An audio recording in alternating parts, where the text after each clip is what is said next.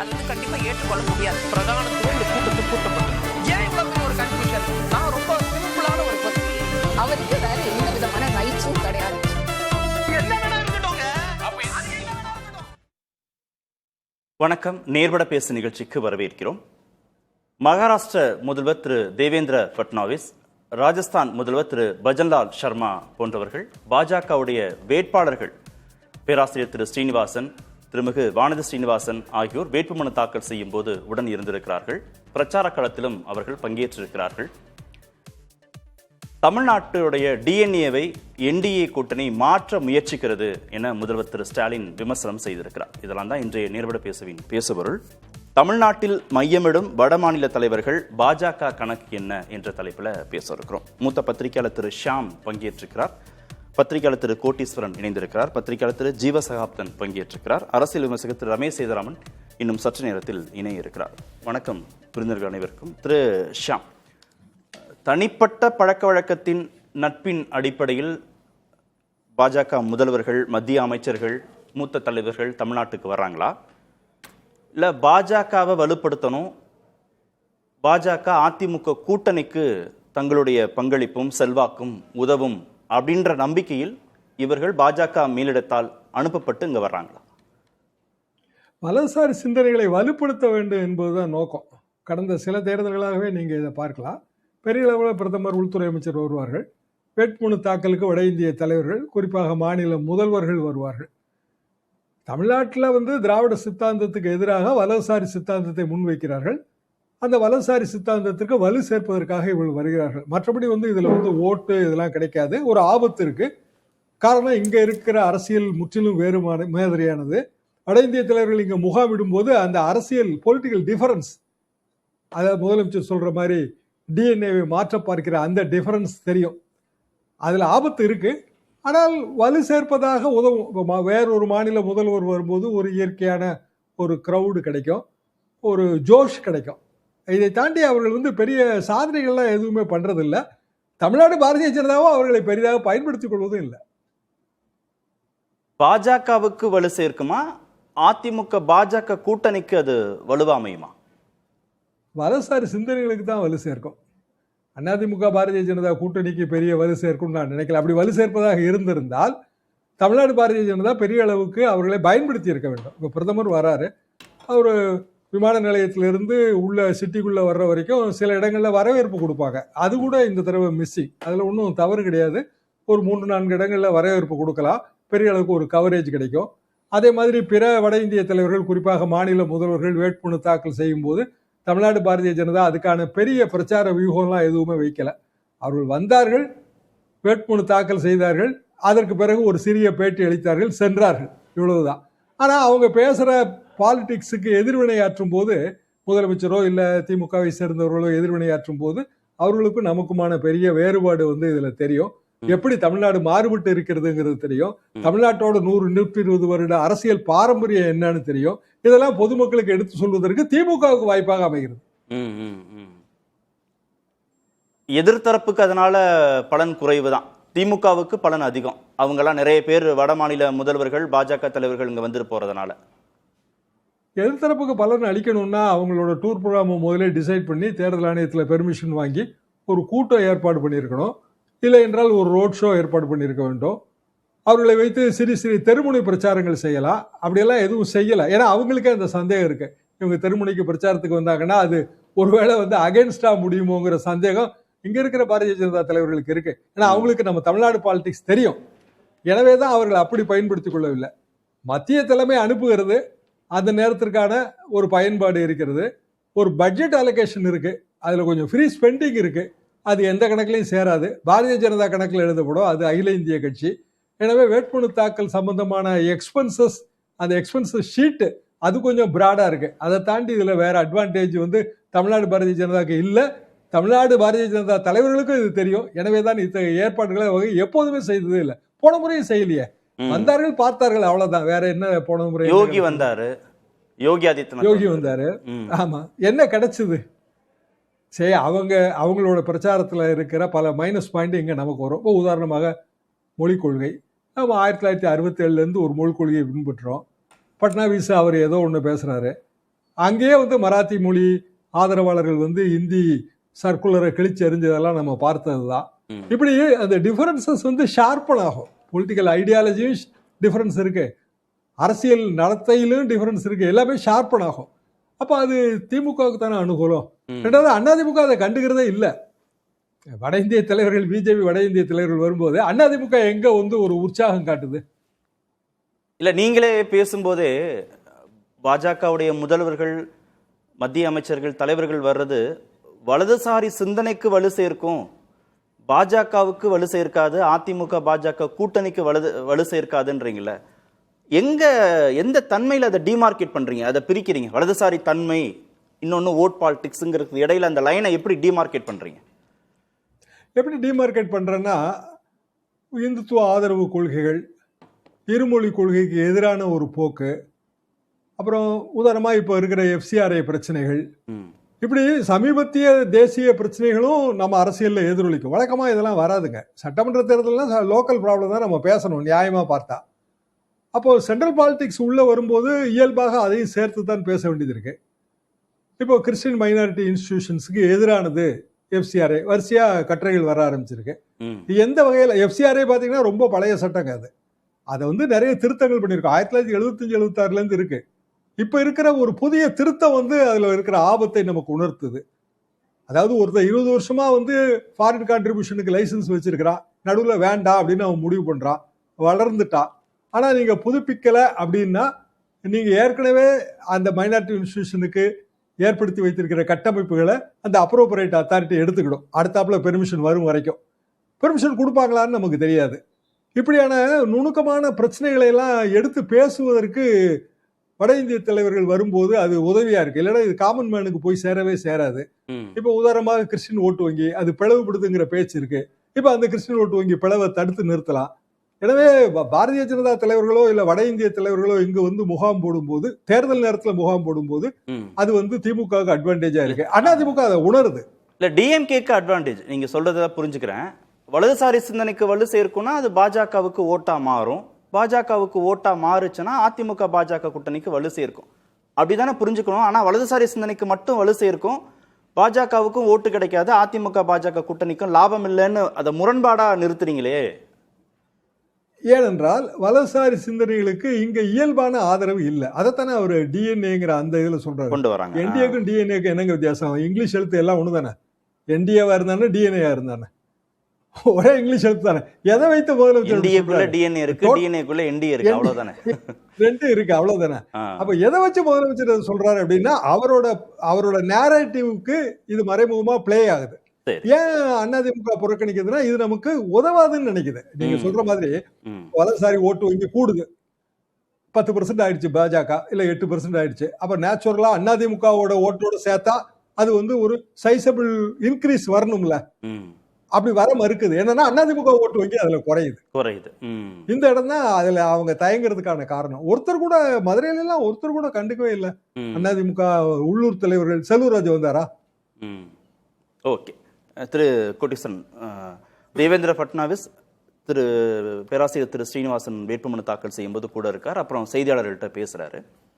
பேசும்போது திரு ராம ஸ்ரீனிவாசன் எம்எல்ஏவா ஜெயிச்சார்னா நான் பிரதமர்கிட்ட அழைச்சிட்டு போய் அவரை காமிச்சு அறிமுகப்படுத்தி மதுரைக்கு வர வேண்டிய மெட்ரோ திட்டத்தை இங்கே கொண்டு வருவதற்கு முயற்சி செய்வோம் அப்படின்னு அவர் சொல்றார். அதற்கு தான் நீங்கள் இது மாதிரி ஒரு முதல்வர் வந்து பேரம் பேசுறதும் பிளாக்மெயில் செய்வதும் சரிதானான்னு முதல்வர் ஸ்டாலின் கேட்கிறார். பாஜகவுடைய தலைவர்கள் அதிக அளவு வட மாநிலங்கள்லேருந்து வர்றது பாஜகவுக்கும் லாபம் கொடுக்காது, அதிமுக பாஜக கூட்டணிக்கும் லாபம் கொடுக்காதுன்னா மறைமுகமாக அது திமுக தன்னுடைய அரசியலை செய்வதற்கு தானே அது வழி அமைச்சு கொடுக்குது. மூத்த பத்திரிகையாளர் ஷாம் அண்ணன் சொல்கிறது நிறைய விஷயம் யதார்த்தம். அது நம்ம அந்த யதார்த்தத்தை வந்து கடந்து போக முடியாது.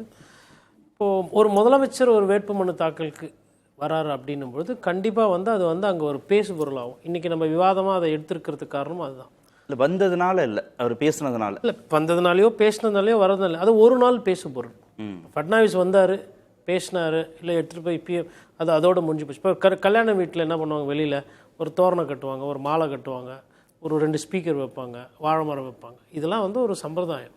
அதனால் இன்னைக்கு வந்து பாரதிய ஜனதா கட்சி தலைவர்கள் வட இந்தியாவிலேருந்து இங்கே வந்து ஒரு நாள் முகாமிடுறதோ இல்லை ஒரு நாள் பிரச்சாரம் பண்ணுறதுன்றது போன தேர்தலும் பண்ணாங்க. அது பெரிய அளவில் அவங்களுக்கு வாக்குகளை பெற்றுத்தராது.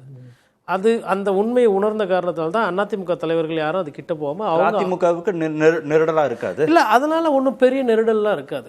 இப்போ அவங்க வந்துட்டு இங்கே வந்து திமுகவுக்கு அது பிரச்சார யுக்தியாக பிரச்சாரத்துக்கு உதவும். அவங்களால நான் என்ன பார்க்குறேன்னா, வட இந்தியாவிலேருந்து வரக்கூடிய இந்த தலைவர்கள் வசுந்தரா ராஜி உதாரணத்துக்கு சவுகார்பேட்டிலலாம் போய் பிரச்சாரம் பண்ணாங்க. அதேமாதிரி கோயம்புத்தூரில் ஒரு சில இடத்துல வந்து போனாங்க. யோகி கூட இங்கே வந்து போனார். அவர் வந்ததுனால ஓட்டு கூடவும் இல்லை, அவர் வந்ததுனாலும் குறையவும் இல்லை. அது வந்து ஒரு அப்படியே தான் இருக்கும், ஃப்ளாட்டாக தான் இருக்குன்றது என்னோட புரிதல். அது இதை வந்து இருந்துருச்சுன்னா பிரச்சனை இல்லை, ஃப்ளாட்டாக இருந்துருச்சுன்னா பிரச்சனை இல்லை. திரு ஷியாம் குறிப்பிட்டது அதிமுகவுக்கு அது பலவீனமா அமையும், அதனால தான் அதிமுக அந்த இடத்த கடந்து போக முயற்சிக்கிறார்கள்னு சொல்றாருல. வர்றதுனால லாபம் கிடைக்கலன்னா கூட பரவாயில்ல, நஷ்டம்னா சரி வரவங்க இப்படி வச்சுக்கோங்க. வரவங்க கொஞ்சம் பையில் கொஞ்சம் சூட் கேஸில் பணம்லாம் போட்டுன்னு வராங்க, வெளிப்படையாக பேசுவோமே. இப்போ திமுக பெரிய கட்சி, பிரம்மாண்ட கட்சி, எதில் பெருசு? ஆளுகின்ற கட்சி, டெண்டரு, அதில் பிரச்சனை. வரவங்க வெறும் கொள்கையை எடுத்துன்னு வராமல், இந்த சாமி பேரை சொல்லாமல், இந்த ஒரு பேர் சாஃப்ரனைசேஷன் பண்ணாமல், வரவங்க கொஞ்சம் கையில் கல்லாப்பட்டி சிங்கார மாதிரி கொஞ்சம் எடுத்துன்னு வர வேண்டியது எடுத்துன்னு வந்து கூட அமலாக்கத்துறையும் எடுத்துன்னு வந்தால் அது கதை வேறு. நீங்கள் வெறும் கொள்கை கோட்பாடை வந்து பேசினா அது பிரயோஜனம் இருக்காது. நம்ம என்ன பார்க்குறோன்னா, அவங்க வராங்க, ஒரு நாள் பிரச்சாரம் பண்ணுறாங்க, அதனால போய்டும். ஒருவேளை நான் சொல்கிற மாதிரி ஏதோ உதவி பண்ணுறாங்க. இப்போ ஃபட்னாவிஸ் வந்து நான் வந்து ராமசீனிவாசனுக்கு வாக்கு கொடுத்துறேன், நான் ஒரு பாம்பேயோட முதலமைச்சர், அதாவது மகாராஷ்டிரத்தோட முதலமைச்சர். பாம்பேல இப்படி லைட்டாக இப்படி பார்த்தாவே மொத்த மதுரை செலவையும் முடிச்சிடலாம். அப்போது சும்மா வந்தீங்களா, தமாஸ்க்கு வந்தீங்களா தோரணியா, இல்லை உண்மையிலே அவரை ஜெயிக்க வச்சு எடுத்துன்னு போய் பிஎம் பக்கத்தில் உட்கார வைக்கும் போது, சார் நான் போனேன் இல்லைங்களா ஒரே ஒரு தொகுதி, இதை மதுரை, இது பாருங்கள் ஜெயிச்சாச்சு, இட்டு வந்திருக்கேன் போது அவர் என்ன பண்ணுவார், பிஎம் சபாஸ் சூப்பர் அப்படின்னு ஹிந்தியில் சொல்லுவார். 3 பேரும் ஹிந்தியில் பேசுவாங்க. மெட்ரோ கொடுக்க, அது சும்மா மெட்ரோ வந்து சும்மா நான் என்ன சொல்கிறேன் கொடுப்பாங்கன்னா பேசுகிறாரு ஃபட்னாவிஸ். அவர் சொல்லுவார், சார் அரசியல்வாதிகள் சொல்கிறது எல்லாத்தையும் அப்படி ஏற்றுக்க முடியாது. இப்போ இவர் மெட்ரோ கொடுப்பாங்கன்னு சொன்னால் உடனே மெட்ரோ வந்துருமா? இப்போ திமுகவில் வந்துட்டு உடனே மாணவர்கள் இதெல்லாம் ரத்துன்னாங்க. அப்புறம் அதிமுக படிப்படியாக சாராய கடைகள்லாம் மூடப்பட்டுனாங்க. அதனால் அரசியல்வாதிகள் சொல்கிறத வந்து அதை அப்படியே சொல்லிட்டாரு, உடனே செஞ்சுருவாங்க அப்படின்ற இடத்துக்கு இந்த தேர்தல் வாக்குறுதியில் முக்கியமாக இருக்குது பார்த்தீங்களா, இந்த 2000 ரூபாய் ஃப்ரிட்ஜு, இந்த மாதிரி விஷயங்கள் நம்ம எதிர்பார்க்கலாம். மற்றபடி இந்த 30,000 கோடி திட்டம், 50,000 கோடி புது ஏர்போர்ட் தரேன் அப்படின்றதெல்லாம் அங்கே வர வேண்டிய அதானிகளோ அம்பானிகளோ முதலீட்டாளர்கள் வந்தால் நடக்கும், வரலன்னா நடக்காது. அதனால் அது வந்து அது ஒரு உத்தரவாதம் தராங்க, அதுக்கெலாம் 100% கேரண்டி கிடையாது. நான் இதை எப்படி பார்க்குறேன்னா, இது வந்து ஒரு நாள் ஒரு ஒரு அப்போ இன்னொன்று, இப்போ அவர் ராமசீனிவாசனுக்கு லோக்கலில் ஒரு லேபிள் வரும், பா மகாராஷ்டிரா சிஎம் வந்தார்ப்பா அப்படின்னா 4 பேர் பேசுவாங்க, செய்தித்தாளில் போடுவாங்க, ஒரு விளம்பரம். இன்றைக்கி நம்ம புதிய தலைமுறையில் பேசுகிறோம், 4 பேர் பார்ப்பாங்க. இப்போ கூட்டணியில் இருந்துட்டு ஒரு கட்சி சும்மா இப்படி கை கட்டி நிற்க முடியாதுல்ல. ஆல்ரெடி வந்து மோடி அவர்கள் வந்தப்பவே இந்த மீட்டிங் ரோட் ஷோலாம் இல்லை, இவர் இபிஎஸ் அவர் வேலையை பார்க்குறாரு, அவர் அப்படியே வந்தவர் வெறும் காரியகர்த்தாவை பார்த்துட்டு கிளம்பிட்டார். அவங்களுக்கு இல்லாத செல்வாக்கா இந்த தலைவர்களுக்கு, திரு மோடிக்கோ திரு அமித்ஷாவுக்கோ இல்லாத செல்வாக்கா அதை வச்சு இவங்க பயன்படுத்திட போகிறாங்க? இல்லை சார், இது செல்வாக்குன்றது பிரச்சனை கிடையாது சார். இது வந்து ஒரு தியேட்டர், இது வந்து ஒரு பார்ப்பதற்கு ஒரு பரபரப்பாக ஒரு காட்சி பொருள், அவ்வளவுதான். அதை தாண்டி அது வாக்குவா மாறுறதோ இல்லை அதை வைத்து அரசியல், ஏன்னா நடக்க போகிறது சட்டமன்ற தேர்தல். ஆனால் நரேட்டிவ்க்குள்ள தானே போய் இது சிக்குது. டெல்லி வர்சஸ் தமிழ்நாடுன்னு திமுக செட் பண்ற நரேட்டிவ், அதுதான் நான் சொல்றேன். இது உதவி செய்யற மாதிரி தானே இருக்கு. சரி, அப்படி இதெல்லாம் வந்து வருங்க. இப்போ நீங்க பாஜக கூட கூட்டணி வைக்கும் போது இதெல்லாம் வரும்.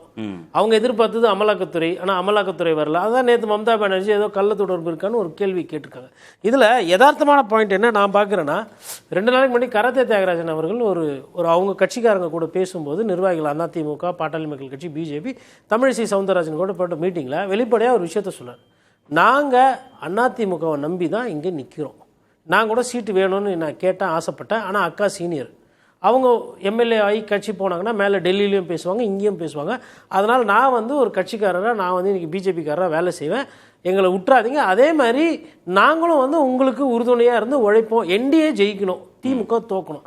அப்போ அதிமுக தலைமையிலான அந்த கூட்டணிக்குள்ளே எந்த கட்சி தலைவர் எந்த வேட்பாளர்கள்லாம் போகிறாங்களோ அவங்களுக்கு வந்து சுலபமாக இருக்கும்.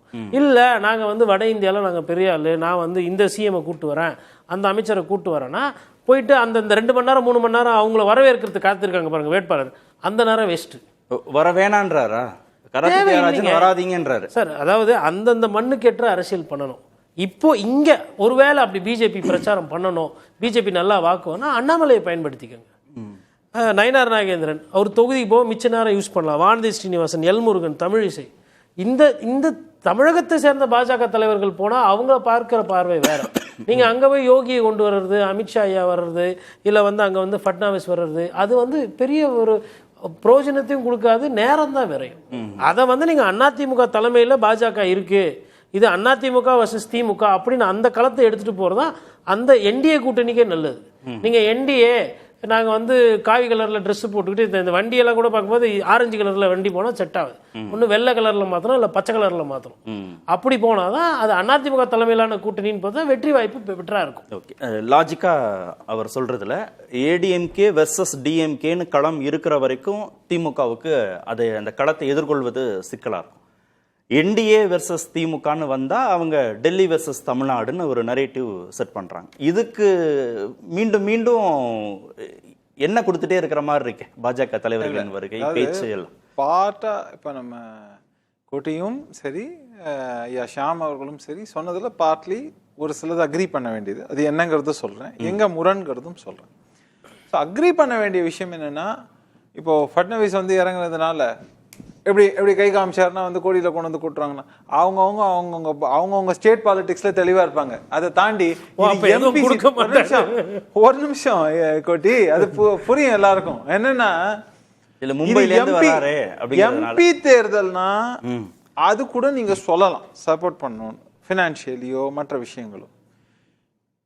எம்எல்ஏ தேர்தல் இன்னொன்னு, என்னோ எம்எல்ஏக்கள்லாம் இங்க போய் டெல்லியில போய் எல்லாத்தையும் வாங்கிட்டு வந்துருவாங்க அப்படின்னாக்க அப்ப எம்பி தேர்தலை நடத்த வேணாம். அந்த மாநிலத்தில் எம்எல்ஏ தேர்தலில் அவங்களே அப்படியே டேரக்டா அமுச்சு விட்டுறலாம். ஸோ இது பிராக்டிக்கலான ஒரு விஷயம் கிடையாது. அதே நேரத்தில் டெல்லி வர்சஸ் இது டெல்லி வர்சஸ் இதுன்னு சொல்லி திமுக மைலேஜ் கொடுக்கணும், அதுவும் கிடையாது. மக்கள்லாம் ரொம்ப தெளிவா இருக்காங்க. இதுல நீங்க பார்க்க வேண்டிய விஷயம் என்னன்னா, இது காங்கிரஸ் எப்படியோ அதே மாதிரி பாஜகவும் ஒரு நேஷனல் பார்ட்டி. நேஷனல் பார்ட்டின்னு சொல்லும் போது அதன் தலைமையில் இருக்கக்கூடிய தலைவர்கள் அத்தனை பேரும் வடநாட்டை சேர்ந்தவர்கள் அப்படிங்கிறது நம்ம எல்லாருக்கும் தெரியும். ஸோ அப்படி இருக்கும்போது அவங்க பிரச்சாரம் பண்றது கொள்றது அப்படிங்கறதெல்லாம் வேற விஷயம். இப்ப தமிழ்நாட்டில் மோடி பேசுறாரு அப்படின்னா அது வேற.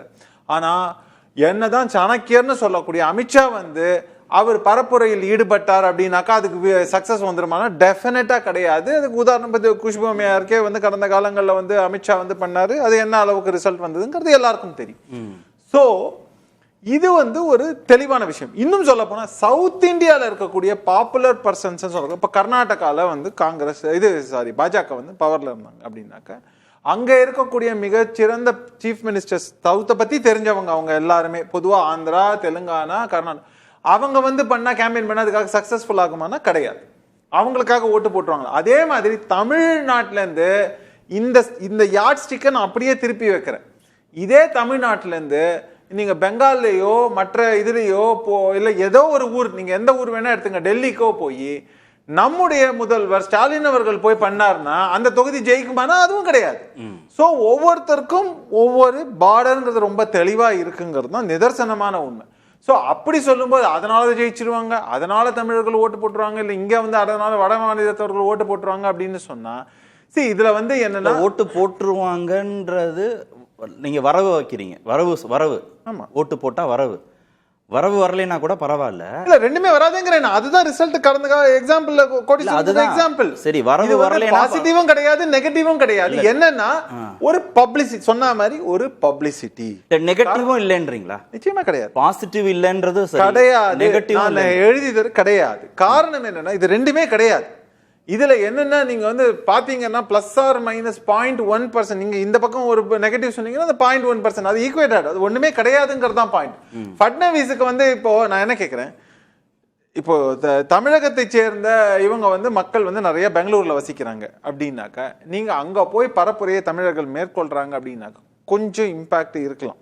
அது தமிழக தலைவர்கள் யாரா வேணா எந்த தரப்ப வேணா இருக்கலாம்னு கூட நீங்க வச்சுக்கோங்க. ஆனா அது ஒரு மேபி 1 கான்ஸ்டிடியூன்சி 2 கான்ஸ்டிடியூன்சி கொஞ்சமா இருக்கும்.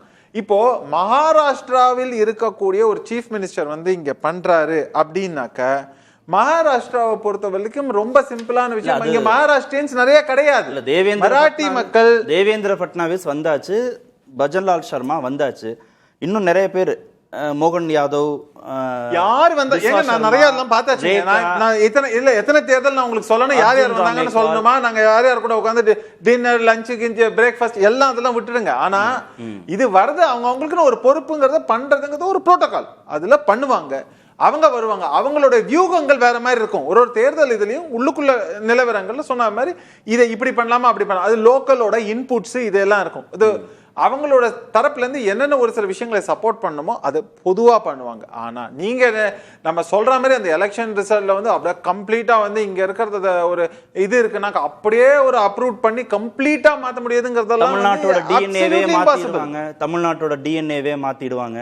தமிழருக்கு அதெல்லாம் சும்மாங்க, அது ஜனங்களுக்கும் தெரியும், அது எல்லாருக்கும் தெரியும். இந்த பரப்புரையெல்லாம் சொன்னாங்கன்னா அதெல்லாம் அப்படி பிரஷ் இது பண்ணிட்டு பண்ணிட்டு போயிட்டே இருப்பாங்க மக்கள்ங்கிறது தான் நிதர்சனமான உண்மை. என்னன்னா அதே மாதிரி இவங்களை பாக்குறதுக்காக திமுகவுக்கும் லாபம் இல்லைன்றீங்க கிடையாது. ரொம்ப சிம்பிளா என்னன்னா போனாக்க இதுக்காக இவங்களை பாக்குறதுக்காக கூட்டம் நோக்கி வர போறாங்களான்னு கிடையாது. இப்ப ஃபட்னவிஸ் சொன்னா மகாராஷ்டிராவை பொறுத்த வரைக்கும் அவர் தலைவர் ரைட்டு, அவர் மகாராஷ்டிராவை தாண்டி பக்கத்து ஸ்டேட்டுக்கு போனார்னால அவருக்கு எவ்வளவு கூட்டம் வருங்கிற மிகப்பெரிய கேள்வி இருக்கு. நம்ம மாநிலத்துல இருந்து இங்க இருந்து தெலுங்கானாக்கோ இல்ல ஆந்திராவுக்கோ நம்மளுடைய சீஃப் மினிஸ்டர் இல்லைன்னா கேரளாக்கோ போனார்னா அவரை பார்க்க எவ்வளவு கூட்டம் வராங்கிறது எல்லாமே மிகப்பெரிய கேள்வி. ஈவன் பார்டர் இதுல இருக்கக்கூடிய நீங்க இதுக்கு கூட நம்ம அதை சொல்லலாம், இருக்கக்கூடிய கான்ஸ்டிடியூன்சிஸ். அதனால ரொம்ப ரொம்ப தெளிவான விஷயங்க இது எல்லாமே வந்து ஒரு ஆப்டிக்ஸ், ஒரு இமேஜ் பில்டிங், அந்தந்த இடத்துல ஒரு பஸ். இப்போ அவங்களோட இப்போ அந்தந்த கட்சியில எடுத்தீங்கன்னா அவங்களுக்கு ஒரு எக்ஸைட்டிங் ஃபேக்டர். இப்போ நீங்க வந்து மமதா இதுக்காக இண்டி கூட்டணியிலேருந்து நம்மளுடைய சிஎம் வந்து போய் அங்கே போய் பேசுறாருன்னா அந்த இதை பொறுத்த வரைக்கும் அவங்களுக்கு ஒரு எக்ஸைட்மெண்ட் ஃபேக்டர். எக்ஸைட்மெண்ட் ஃபேக்டரா என்டர்டைன்மெண்ட் ஃபேக்டர் என்ன வேணா வச்சுக்கலாம். ஆனா அது அவ்வளவோட நிக்குமே தவிர அதை தாண்டி மிகப்பெரிய தாக்கம் ஏற்படுத்துமா அப்படின்னா அது கிடையாது. ஆனா அது தாக்கம் எப்படியெல்லாம் ஏற்படுத்தலாங்கிறதுக்கு ஒரு உதாரணம் வந்து நம்மளுடைய டெபுட்டி சிஎம். இந்தியா கூட்டணிக்குள்ள இருக்கக்கூடிய தலைவர்கள் கேரளா போகும்போதோ பீகார் போகும்போதோ மேற்கு வங்கம் போகும்போதோ அக்செப்டன்ஸ் இருக்குல்ல, அதே மாதிரி என்டிஏ கூட்டணி அக்செப்டன்ஸ் இருக்குன்னு நினைக்கிறீங்க நீங்க? இல்ல அங்க யாராவது எதிர்க்கிறாங்களா? இங்க அதிமுக தலைவர்கள் வந்து ஒதுங்கி இருக்கிற மாதிரி, பாஜக தலைவர்கள்ட்ட இருந்து ஒதுங்கி இருக்கிற மாதிரி இந்தியா கூட்டணி தலைவர்கள் கேரளா, அதுக்கு தான் அந்த எக்ஸாம்பிள் நான் சொல்ல வந்தேன். பீகாருக்கோ மேற்கு வங்கத்துக்கோ போகும்போது அங்க அக்செப்டன்ஸ் இல்லாம இருக்கா? இருக்கு. இப்ப நீங்க ஒண்ணுமே வேண்டாம், நீங்க கடந்த தேர்தல்கள் அதுவும் பாராளுமன்ற தேர்தல்லாம் எடுத்துக்கங்க. நம்மளோட டெபுட்டி சிஎம் பேசின இதுல வந்து சனாதனத்தை ஒழிப்போம்னு அந்த மாதிரியான விஷயம் பேசினதெல்லாம் அதுக்கான தாக்கம் இருந்தது. அதுக்கு எப்படி எல்லாம் அந்த ஐஎன்டிஏ கூட்டணியில் இருந்த கட்சிகள் எதிர்வினை ஆற்றினாங்கிறது ஓப்பனா பேசணும்னு தெரியும். அது மட்டும் இல்லாமல் இவங்க கூடயே அவங்க வந்து இருக்கணுங்கிறத அவங்க வந்து விருப்பமே படல. அங்கேயும் இந்த மாதிரியாக இதை விட இப்ப நீங்க பாஜக சொல்றீங்க அந்த மாதிரி 10 மடங்கு 15 மடங்கு. ஏன்னா நார்த் இந்தியன் ஸ்டேட்ஸ்ல அந்த அளவுக்கு அதை வந்து ஒரு பிரச்சாரத்துக்கு பெரிய அளவுல பயன்படுத்தப்பட்டதுங்கிறதையும் நம்ம பார்க்க முடியும். அது நார்மலா மத்த கொள்கை கோட்பாடு சொல்லியிருந்தீங்கன்னா அது எந்த அளவுக்கு ஏற்படுத்திக்காது, ஏன்னா அது எல்லாமே ரீஜனல் இன் நேச்சர். ஆனா இந்த மாதிரியாக சொல்லும் போது இது ஒரு பேசிக் சென்டிமெண்ட். இப்போ இதே பாஜகவின் நார்த்ல இருந்து வராங்கன்னு சொல்லக்கூடிய தலைவர்கள் இங்க சென்டிமெண்ட்டை ஹர்ட் பண்ற மாதிரி ஏதாவது ஒரு ஸ்டேட்மெண்ட் விட்டு அதை பண்ணாக்க அதுல இம்பாக்ட் இருக்கும். ஆனா அவங்க வரதுனாலயோ இந்த ரோட் ஷோ பண்றதுனாலயோ இல்ல ஜெனரலா பேசுறதுனாலயோ ஜெனரலா பொலிட்டிக்ஸ் பேசுறதுனாலயோ இல்ல ஸ்ரீனிவாசன் ஜெயிச்சாதான் மதுரைக்கு மெட்ரோ வரும் அப்படின்னு அதுதான் நான் சொல்லிட்டேன். ஒரு திட்டத்தை ஒரு எம்எல்ஏ ஜெயிச்சு அவர் கொண்டு வந்துட முடியும்னு சொன்னா அது ஒரு தொகுதி, மதுரைங்கிறதுக்கு என்ன தொகுதிங்கிறத நான் எத்தனை தொகுதின்னு நான் சொல்ல வேண்டும். அப்படி இருக்கும்போது ஒரு தொகுதியில் இது இருக்கிறத பேஸ் பண்ணியே பண்ணிடலான்னா அது எம்பியா எம்எல்ஏங்கிற மிகப்பெரிய கேள்வி. அப்படித்தான் நடக்கணும் அப்படின்னு அதான் சொல்றேன். இது எல்லாமே வந்து எல்லாருக்கும் ஒரு புரிஞ்ச ஒரு விஷயம் தான். ஆனா ஒரு பரப்புரைக்காக சொல்லப்படும் விஷயங்கள் என்னங்கிறது எல்லாருக்கும் தெரியும். சரி, அப்போ இதனுடைய முக்கியத்துவம் தெரியாம ஃபட்னவிஸ் சொல்லிட்டாரான்னு தெரியல. திரு ஜீவா, எலெக்ஷன் வந்து டிஎம்கே வெர்சஸ் ஏடிஎம்கே அப்படிதான் அதிமுக தரப்புல வலுவாக பிரச்சாரத்துல அவங்க களமாடுறாங்க. ஆனா மீண்டும் மீண்டும் பாஜக திமுக அப்படின்னு கொண்டு வந்து நேர் நிறுத்துவதற்கான முயற்சிகளை தான் மீண்டும் திமுக தரப்புல இருந்து செய்யறாங்க. இதுல என்ன தாக்கம் வந்துட போகுது? பாஜக தலைவர்கள் வர்றதுனாலயோ ஒரு வேட்புமனுல நட்பின் அடிப்படையில கட்சி தலைமை சொன்னதன் அடிப்படையில் பங்கேற்கிறதுங்கிறதே உங்களுக்கு திமுகவுக்கு உதவி செஞ்சிட போதா தேர்தல் அடிப்படையில்? திமுகவுக்கு உதவி செய்து என்பதை தாண்டி நீங்கள் நல்லா கவனித்து பாருங்கள், தமிழ்நாடு வெர்சஸ் வட இந்திய தலைவர்கள்னு பாருங்கள். டிஎம்கேவை அதுக்குள்ளே வச்சுக்குவோம். நம்ம இந்த வட இந்திய தலைவர்கள் தமிழ்நாடு, குறிப்பாக பாஜக தலைவர்கள் வந்து தமிழ்நாடு தமிழுங்கிற விஷயத்தை எப்படி அணுகிறாங்க, அவங்க மாநிலத்தில் போய் அவங்க எப்படி பேசுகிறாங்க. இப்போ இன்றைக்கே அவர் பேசுனது ரொம்ப கூட்டாட்சி தத்துவத்துக்கே எதிரானது. முதல்ல நாங்கள் சொல்கிறபடி செஞ்சால் நிதி கிடைக்கும், எங்களை ஜெயிக்க வச்சிங்கன்னா நிதி ஜெயிக்கும், டபுள் இன்ஜின், இப்படி பேசுவதே கூட்டாட்சி தத்துவத்துக்கு எதிரானது. ஒரு பிரதமர் என்பவர் எல்லா மாநிலத்துக்கும் எல்லா மொழிக்கும் தான் அவர் பிரதமரே ஒழிய எங்கள் கட்சி ஜெயிக்கிற இடத்துக்கு நாங்கள் செய்வோம் அப்படிங்கிறது ரொம்ப ஓப்பனாக பிரதமர்லேருந்து பட்னாவிஸ்லேருந்து அவங்க வட இந்திய பாஜக தலைவர்கள் சொல்கிறாங்க. இல்லை ஜெயிச்சாதான் கிடைக்கும்னு சொல்லலை, ஜெயிச்சிங்கன்னா நான் மோடி கிட்ட அழைச்சிட்டு போய் நான் வாங்கி கொடுப்பேன்னு அவர் அப்படி கிடையாது, அப்படி இருக்கக்கூடாது. ஓட்டு போட்டவங்க போடாதவங்க எல்லாத்துக்கும் நிர்வாக அடிப்படையில் அவங்க பிரதமர் தானே. இது அப்போ வந்து ஓட்டு போடாத மாநிலம் தமிழ்நாடுங்கிற அந்த கான்செப்டை தானே அவங்க மறைமுகமாக சொல்கிறாங்க. அது மட்டும் இல்லாமல் அவர்கள், அதாவது இங்கே தமிழ்நாட்டு மக்கள் அதை எப்படி பார்ப்பாங்கன்னா, நீங்கள் கட்சியை தாண்டி இன்றைக்கி மோடி, அத்வானி, இவங்க இவர் உத்தரப்பிரதேச முதலமைச்சர் பட்னாவிஸ், இவங்க எத்தனை பேர் வந்தாலும் இவர்கள் யார், இவர்களுடைய கொள்கை என்னன்னு தமிழ்நாட்டு மக்கள் பார்ப்பாங்க. ஒரிசாவுக்கு போய் உங்கள் சாவியை தமிழ்நாட்டில் வச்சுருக்கிறாங்க என்று பேசுபவர்கள் வட இந்தியர்களை அடித்து கொடுமைப்படுத்துகிறாங்க, வட இந்தியர்களை தமிழ்நாட்டுக்காரங்க ரொம்ப கேவலமாகப்படுத்துகிறாங்க. இது மாதிரியான பரப்புரையை செவ்வாய்க்கிழமை பண்ணிவிட்டு உங்கள் புதன்கிழமை தமிழ்நாட்டுக்கு வராங்க. இது எதுக்கு திமுக எடுத்து சொல்லணுமா இவங்க யாருன்னு? இன்றைக்கி இருக்க இணைய உலகத்தில் எல்லாமே தெரிகிறது இல்லையா? மாட்டிறைச்சி தொடர்பாக, தமிழர்கள் தொடர்பாக, தென்னிந்தியர்கள் தொடர்பாக பாஜக தலைவர்கள் என்னென்ன அங்கே பேசுகிறாங்க. தேர்தல் பரப்புரையில் ஒரு கேரளா மாநிலத்தை இழிவுபடுத்தும் விதமாக கர்நாடக மாநிலத்தில் பிரதமரே பேசுகிறார். அங்கே வந்து நம்ம இந்து பெண்களை எல்லாம் ஐஎஸ்ஐஎஸ்சி தீவிரவாதியாக மாற்றுறாங்க அப்படின்னு ஒரு தப்பான திரைப்படம் கேரளா ஸ்டோரியை காமிச்சு கர்நாடகாவில் தேர்தல் பிரச்சாரம் பண்ணுறாரு. அப்புறம் அவர் எப்படி கேரளாவுக்கு போய் பிரச்சாரம் செய்வார்? அந்த கேரளாவையே அவமானப்படுத்துகிற மாதிரி. அதே மாதிரி தான் தமிழர்களை இழிவுபடுத்திட்டு தமிழ்நாட்டில் வந்துட்டு தமிழர்களை திருடர்கள்னு சொல்லிட்டு பேசுகிறாங்க.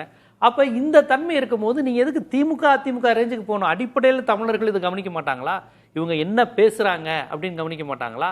அவருடைய கொள்கையே தமிழர்களுக்கு எதிராக இருக்குது, தமிழ் மொழிக்கு எதிராக இருக்குது, தமிழ் குழந்தைங்க படிக்கக்கூடாதுன்னு இருக்குது, நிதி தரக்கூடாதுன்னு இருக்குது. இதுதானே அவங்களுடைய கொள்கையாகவும் பேச்சாகவும் வட இந்தியாவில் அவங்க கொடுக்குற வாக்குறுதியாகவும் இருக்குது. தமிழன்ட்ட ₹1 வாங்கிக்கிட்டு வட இந்தியாவில் 23 பைசாவை நமக்கு தராங்க.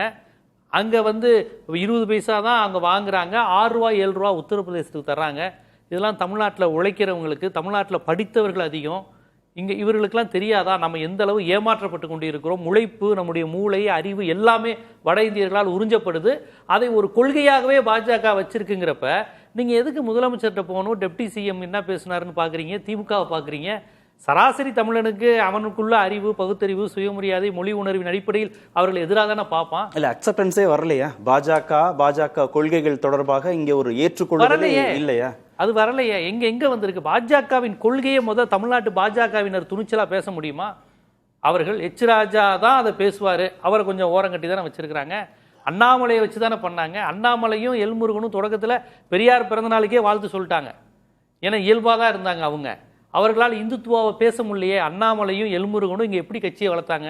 அவங்களுக்கு ஒரு ரசிகர் மன்றத்தை உருவாக்குனாங்க, எஸ்வி சேகரை ஒதுக்கி வச்சாங்க, காயத்ரி ராம கட்சியை விட்டு நீக்கினாங்க, ஹெச் ராஜா, இலகணேசன் போன்ற மூத்த தலைவர்களை பேச விடாமல் ஆக்குனாங்க. இப்படித்தானே பாஜக வளர்ந்துச்சு. பாஜக கொள்கையை சொல்லி வளரல, அவங்களுடைய இந்துத்துவா கொள்கையை சொல்லி, பஞ்சாப் தாட்டை சொல்லி, ஆர்எஸ்எஸ் தத்துவத்தை சொல்லி, மாநிலங்களே கூடாது என்பதை சொல்லி சொல்ல விடுதானே. இதுதானே பாஜக. ஆனால் வட இந்தியாவில் அப்படி பேச முடியும். முஸ்லீம்களை எதிரியாக காமிச்சு ஓட்டுவாங்க. முஸ்லீம் எதிரியாக பேசினா தான் ஹரியானாவில் ஓட்டு கிடைக்கும். மோடி அவர்கள் எங்கே போய் பேசினாரு? எரும மாட்டை பாகிஸ்தானுக்கு ராகுல் காந்தி கொடுத்துருவாருன்னு. தமிழ்நாட்டில் பேச சொல்லுங்க பார்ப்போம்.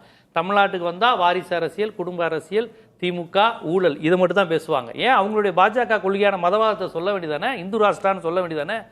பாகிஸ்தான் எதிர்ப்பு பேச இங்கே தமிழ்நாட்டில் இந்துக்கள்கிட்டே நீங்கள் பாகிஸ்தான் எதிர்ப்பும் இந்து முஸ்லீம் எதிர்ப்பும் பேச முடியாது. இல்லை அவங்களே இப்போ அதிமுகவை தானே முன்னிலைப்படுத்துறாங்க. திரு எடப்பாடி பழனிசாமியை முன்னிலைப்படுத்தி தான் அப்போ பாஜகவே இந்த தேர்தலை சந்திக்கணும்னு நினைக்கிறாங்க. அப்படிதான் நினைக்க முடியும். ஆனால் நீங்கள் அதிமுகவுக்கு பின்னால் இருக்கக்கூடிய பாஜகவை முன்னாடி கொண்டு வந்து நிறுத்தணும்னு திமுக முயற்சிக்குதான் இந்த முறை?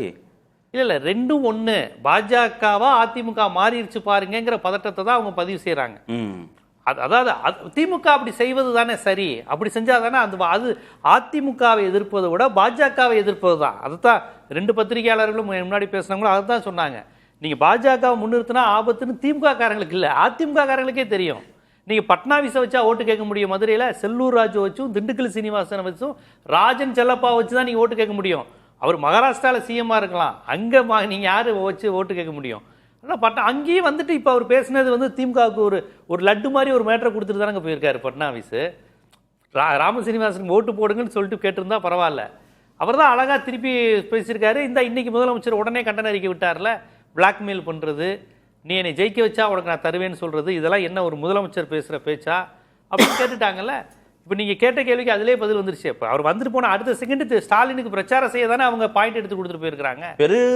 பெருசா ஒன்றும் திமுக வைக்கிறதுனால லாபம் இல்லை, வர்றதுனால அதிமுகவுக்கோ பாஜகவுக்கோ லாபம் இல்லை.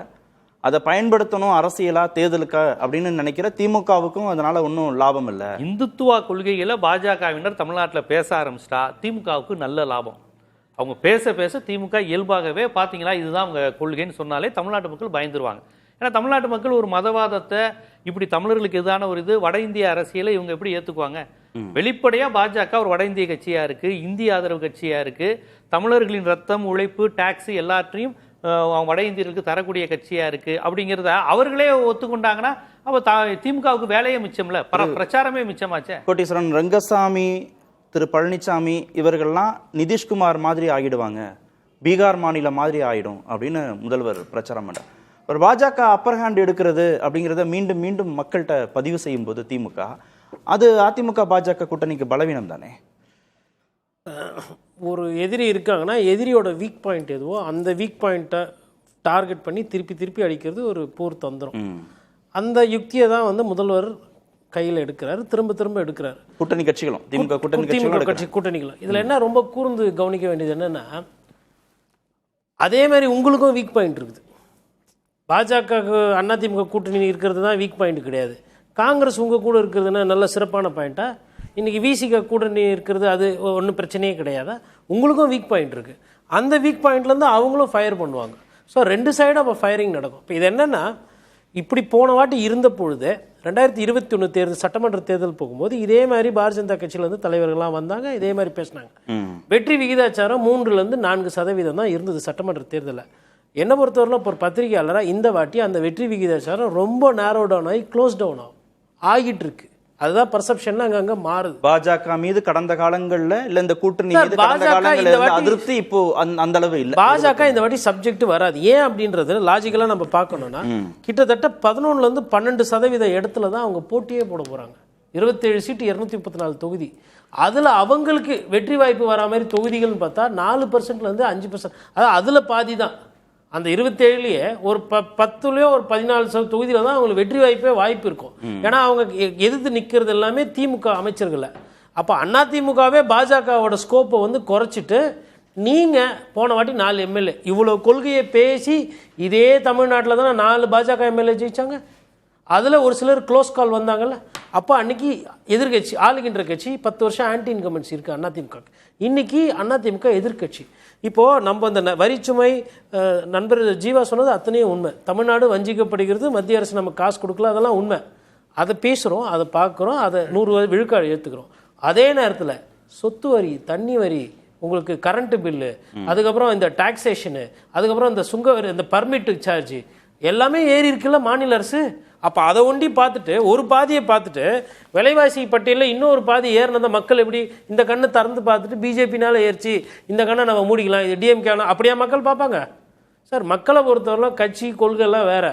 என் பேக்கெட்லேருந்து 10 ரூபா யாருன்னா எடுத்தாங்கன்னா கோவம் வரும். அது எந்த கட்சியாக இருந்தாலும் பழி வாங்குவாங்க. யார் எடுத்தாலும் மண்ணு, அதாவது மண்ணு ஒரு ஊர்ல இருந்து காணா போகுதுன்னு வச்சுக்கோங்களேன், நிலத்தடி நீர் குறையுதுன்னா அங்கே இருக்கிற விவசாயி கோவமாவாங்க. அப்போ அந்த தேர்தலில் அவங்க கோவத்தை யார் மேலே வெளிப்படுத்துகிறாங்க அப்படின்றத பார்க்கணும்.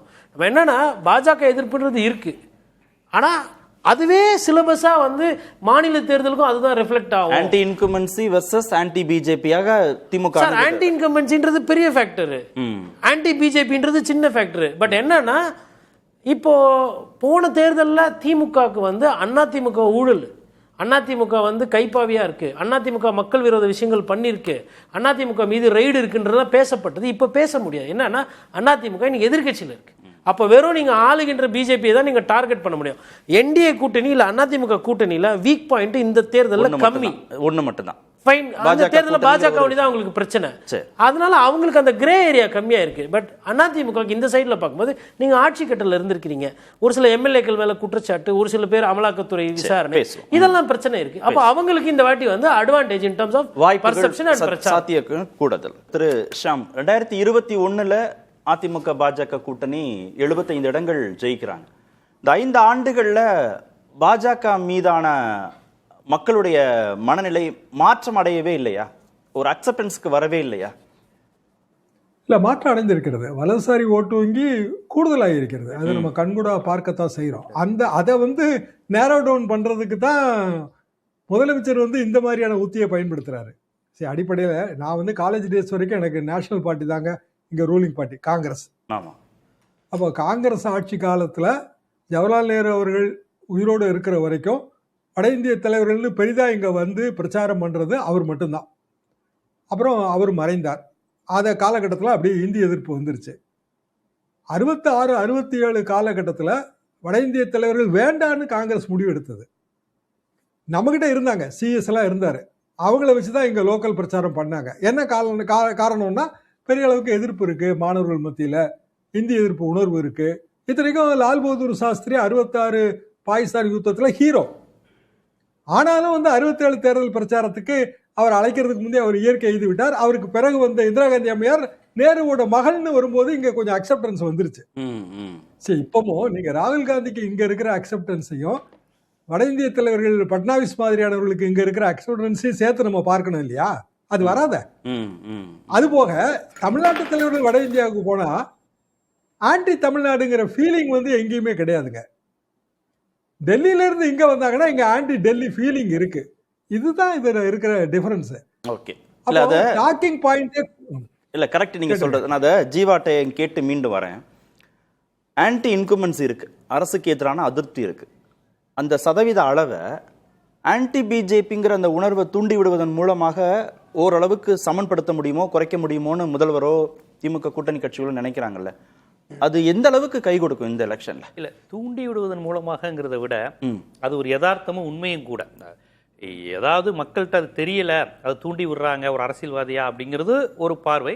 எனக்கு தெரிஞ்சு தூண்டி விடுறாங்கன்னு இல்ல, தூண்டி விடுறாங்க மக்கள் அரசியல் கட்சி பயன்படுத்திக்கிறது. அவங்க கொள்கை தானே. இப்ப மும்மொழி கொள்கையை வச்சு இங்க பிரச்சாரம் பண்ணாங்க முதல்வர் கேட்கிறாரு.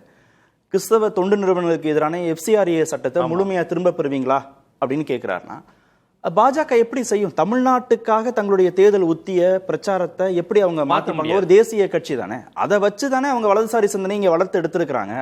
மீண்டும் மீண்டும் அதை செய்வீங்களான்னு கேட்கறதன் மூலமாக என்ன லாபம் டிஎம்கேக்குன்னு கேட்க? திமுகவுக்கு லாபம், தமிழ்நாட்டுக்கு லாபம். தமிழ்நாட்டுக்கு அது அடிப்படையான அரசியலா இருக்குல்ல. இப்ப தமிழ்நாட்டுல இன்னொன்னு, இவர்கள் கொண்டு வரக்கூடிய அந்த கிறிஸ்தவ தொண்டு நிறுவனங்களுக்கு எதிரான இந்த சட்டம்லாம் பெரிய லெவலில் பாதிக்க போறது தமிழ்நாடு, கேரளா மாதிரி தென்னிந்திய மாநிலங்கள் தான்.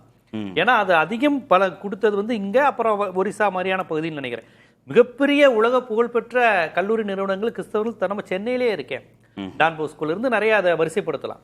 இப்போ இவங்க சொல்ற மாதிரி ரினிவல் பண்ணலைன்னா அல்லது இப்போதைக்கு வேணான்னு ஒதுக்கி வச்சிருந்தா இவங்க என்ன பண்ணுவாங்கன்னா இதுவரையும் வச்சிருந்த சொத்தையே முடக்கக்கூடிய வாய்ப்பு இருக்குங்கிறாங்க. அந்த 15வது திருத்தமோ ஏதோ ஒன்று, அதை படிச்சீங்கன்னா ரொம்ப அதிர்ச்சியா இருக்குங்கிறாங்க. இனிமேல் அப்படி பண்ணலைன்னா நடவடிக்கை எடுக்கிறேங்கல்ல, இதற்கு முன்னாடி இவங்க வச்சிருந்த எல்லாத்தையும் நாங்கள் முடக்க முடியுங்கிறாங்க. இதெல்லாம் பெரிய ஆபத்து.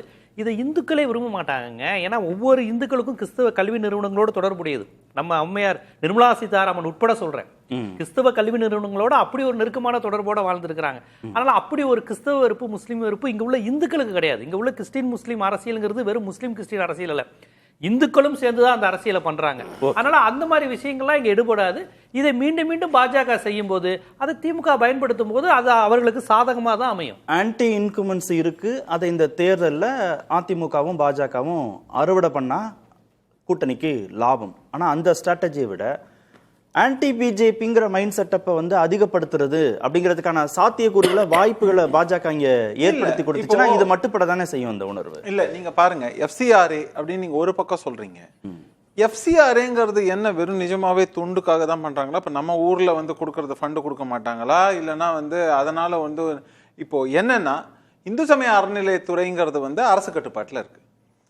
மற்ற மத நிறுவனங்கள் எல்லாமே தனியார், இது தொண்டு நிறுவனம் சொல்றாங்க. ரைட்டு, நீங்க இங்க கலெக்ட் பண்ணா எதுவும் பிரச்சனை கிடையாது. ஃபாரின் இப்போ அது என்ன பர்பஸுக்காக பயன்படுத்தப்படுகிறதுங்கிற மிகப்பெரிய கேள்வி இருக்குல்ல. இப்ப நான் கன்வர்ஷன் ஆக்டிவிட்டி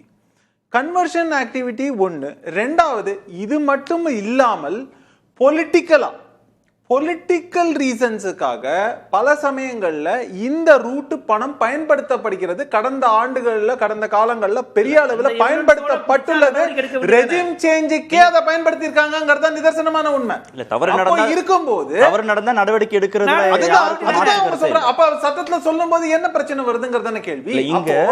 அதை என்னன்னா பயமுறுத்துறது என்னன்னா இல்ல இங்க மத நல்லிணக்கத்துக்கு முக்கியத்துவம் கொடுத்து இஸ்லாமியர்கள், கிறிஸ்தவர்கள், இந்துக்கள் ஒற்றுமையா இருந்து கிறிஸ்தவ கல்வி நிறுவனங்கள் மூலமாக மருத்துவ ரீதியாக அவர்கள் பயன்பெறுகிற போது இத பெரும்பான்மை இந்துக்களே ஏற்றுக்கொள்ள மாட்டார்கள். இல்ல நான் என்ன கேக்குறேன், திரு ஜீவா, கிறிஸ்தவ கல்வி நிறுவனங்கள் ஃப்ரீயா கொடுக்கறாங்களா, ஃபீஸ் வாங்குறாங்க, என்ன பெரிய எந்த அளவுக்கு வாங்குறாங்கங்கறத கேள்வி. இன்னைக்கு வந்து எல்லாம் அதனால பல சிபிஎஸ்இ ஸ்கூல் எடுத்தோம்னா அவங்க ஃபீஸும் இல்லனா இது வந்து இவங்க மற்ற ஸ்கூல்ல இருந்து பாதி தான் வாங்குறாங்கன்னு சொல்ல போறோமா? கிடையாது.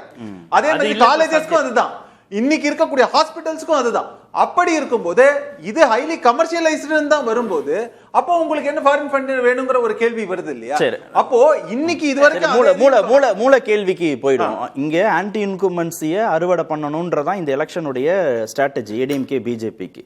ஆனா அதை அறுவடை பண்ண விடாம ஆன்டி பிஜேபிங்கிற அந்த உணர்வை மீண்டும் மீண்டும் திமுகவும் கூட்டணி கட்சிகளும் மட்டும் தாங்க பண்ண முடியும். அந்த ஓட்டுக்குமே பிளவுபட போகிறதுங்கிறத நம்ம பார்க்க போறோம். அப்படி இருக்கும்போது அந்த போலரைசேஷன்ங்கிறது உதவி செய்யுமா உதவி செய்யாதான்? இல்ல அது ஏற்கனவே பண்ணிட்டாங்க. இப்போ அதை ரியலைஸ் பண்ணதுனால தான் அதிமுக திரும்ப அந்த கூட்டணிங்கிறது வந்து நிஜமான உறுதியான வாக்கு வங்கி இருக்கக்கூடிய கூட்டணியில இருக்கிறது தான் நமக்கு நல்லது. இல்லன்னா எஸ்டிபிஐ கூட எக்ஸ்பெரிமெண்ட் பண்ணி பார்த்திருக்க மாட்டாங்க. அது வந்து அவங்களுக்கு பலன் கொடுக்கல அப்படின்னு இருக்கும்போது அது ஒரு ரொம்ப தெளிவா இருக்கு. இப்போ அந்த கிறிஸ்டியன் வாக்கு டிவிகாவை நோக்கி போகும். நேரம் குறைவா ஒரு செகண்ட் நேரம் குறைவா வந்து இஸ்லாமிய வாக்கு ஒரு செகண்ட் அவர் மைனாரிட்டி ஓட்டு தான பிஜேபி விடாதுங்கறாங்க. மெஜாரிட்டி இந்து ஓட்டு பிஜேபி அதெல்லாம் சும்மா இல்ல நான் கரெக்ட் அதுதான் நான் கேக்குறேன். அவர் ரமேஷ் சேதுராமன் என்ன சொல்றாருன்னா மைனாரிட்டி ஓட்டை குறி வச்சு தான் டிஎம்கே இப்படி பண்றாங்க, அந்த ஓட்டே பிரிய போகுதுங்கிற அவர் விஜய மனசுல வச்சுதான் அவர் சொல்றார். அப்ப அந்த ஓட்டே பிரிய போகுதுன்னா அதுல ஒன்றும் பெருசா திமுகவுக்கு லாபம் இல்லை அப்படின்னு அவர் கருதுகிறார் ரமேஷ் சேதுராமன்.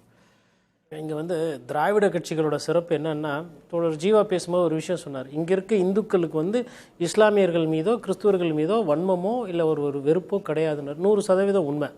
அதே மாதிரி இங்க இருக்க கிறிஸ்துவர்களுக்கோ இங்க இருக்க இஸ்லாமியர்களுக்கோ இந்துக்கள் மீது எல்லளவும் கோபமோ கசப்போ கிடையாது. அவங்கெல்லாம் அண்ணன் தம்பியாக தான் பழகிட்டு இருக்காங்க.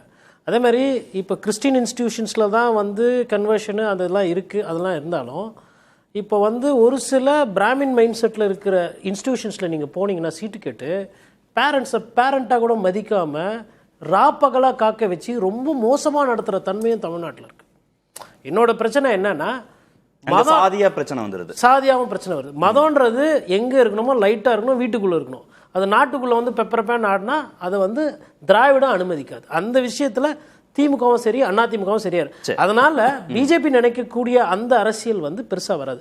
அதே நேரத்தில் திமுகவும் சிறுபான்மையினர் சொல்லிட்டு இவங்க பண்ணக்கூடிய தப்புகள் எல்லாம் நாங்க என்ன வேணா பண்ணுவோம், சட்டம் ஒழுங்கு பிரச்சனை இல்ல, மக்களுக்கு பிரச்சனை இல்ல, அது எல்லாத்தையும் கடைசியா வந்து பாஜக வந்துரும். பாஜக அதுவும் மக்கள் கிட்ட பெரிய அளவுல போதும் நினைக்கவும் எடுபடாது பேசும். திரு ஷாம் 2014 மோடியா லேடியான திருமிகு ஜெயலலிதா தொடங்கி வச்சது இப்போ டெல்லி வெர்சஸ் தமிழ்நாடுன்னு வந்து 2026 நிக்குது. இந்த டிரான்சிஷன் கூர்மைப்படுத்தப்பட்டிருக்கா இல்ல வழக்கமா ஒவ்வொரு தேர்தலையும் இருக்கக்கூடிய ஆன்டி இன்குமென்சி அப்படின்றது கூர்மைப்படுத்தப்பட்டிருக்கா இந்த தேர்தல்? இல்லை, ஆன்டி இன்குமென்சி வந்து 10% இருக்கத்தாங்க செய்யும். அதெல்லாம் யாருமே மறுக்கவே முடியாது. அதை எப்படி ஈடுகட்டுறோங்கிறது தான். எப்படி ஈடுகட்டுறோம் அப்படின்னா, இப்போ நீங்கள் ஆரம்பத்தில் குறிப்பிட்ட மாதிரி டெல்லி வெர்சஸ் தமிழ்நாடுங்கிற நேரேட்டிவ் செட் பண்ணுற மாதிரி, இல்லை வந்து மோடியா லேடியாங்கிற நேரேட்டிவை செட் பண்ண மாதிரி, இது ஒவ்வொரு காலகட்டத்திலும் இது இருக்குது. இப்போ என்ன டாபிக் அப்படின்னா, வட இந்திய தலைவர்கள் இங்கு வரும்போது திமுகவுக்கு லாபம் இருக்கா இல்லையாங்கிறதா கேள்வி. இப்போ கோடீஸ்வரன் என்னன்னு சொன்னார்னா, காங்கிரஸும் அதே நிலைமை தானேன்னு கேட்டார். ஆனால் காங்கிரஸுக்கும் பிஜேபிக்கும் கிட்டத்தட்ட 27 இடம் தான். ஒன்றுக்கு 28, இன்னொன்னுக்கு 27. ரெண்டு பேருக்கும் ஒரே அட்வான்டேஜ் ஒரே டிஸ்அட்வான்டேஜ் தான். இப்போ காங்கிரஸ் பேரில் குற்றச்சாட்டுகள் இருக்கு. நாங்கள் வந்து நேஷனல் பார்ட்டிக்கெல்லாம் ஓட்டு போடக்கூடாதுன்னு நினைக்கிறவங்க. வேறுபாடு இருக்குன்றீங்க ரெண்டு கட்சிக்கும். அது அவங்க ஏன்னா அவங்க ஆல் இந்தியா பாலிடிக்ஸ்ல நார்த் இந்தியன் பாலிடிக்ஸ் தான் இங்க கொண்டு வந்து திணிப்பாங்க. காங்கிரஸ் தானே பண்ணுச்சு. ஈழ விடுதலை போராட்டம் காங்கிரஸ் நம்ம கிரிட்டிசைஸ் பண்ணலையா? திமுக காங்கிரஸ் கூட்டணியை கிரிட்டிசைஸ் பண்ணலையா? ரெண்டு பேருக்கும் ஒரே டிஸ்அட்வான்டேஜ் அட்வான்டேஜ். ஆனா காங்கிரஸ் தலைவர்கள் இங்க வரும்போது, ராகுல் காந்தி மாதிரியானவர்கள் வரும்போது அது அப்படியே அவங்க ஜனத்தோட ஜனமா கலந்துடுறாங்க. பட்னாவிஸ் மாதிரியானவர்கள் வரும்போது அப்படி கலக்க முடியல. இதுதான் யதார்த்தம். ஓகே, இந்த இடத்தை புரிந்து கொண்டு திமுக மீண்டும் மீண்டும் அதே நேரட்டிவ் செட் பண்ணுது. என்னன்னா அவங்களுக்கு ஆன்டி இன்குமென்சி அதுல குறையுதுல. குறையுது. எத்தனை கார்னர் கண்டெஸ்ட் பாருங்க, 4 கார்னர் இல்லையே, சரி. 5வது முனை இருக்கு, 6வது முனை இருக்கு, 7வது முனை இருக்கு, நன்றி. 7 முனை இருக்குங்க. அப்ப வந்து அந்த ஓட்டு விரிப்பு லாபம்னு நினைக்கிறாங்க அவங்க. ரொம்ப பச்சை பிள்ளை கூட தெரியுற விஷயம் தானே. நன்றி. நிகழ்ச்சியில் பங்கேற்ற அனைத்து நன்றி. நேர்பட பேச நிறைவு. அது வந்து கண்டிப்பா ஏற்றுக்கொள்ள முடியாது. பிரதான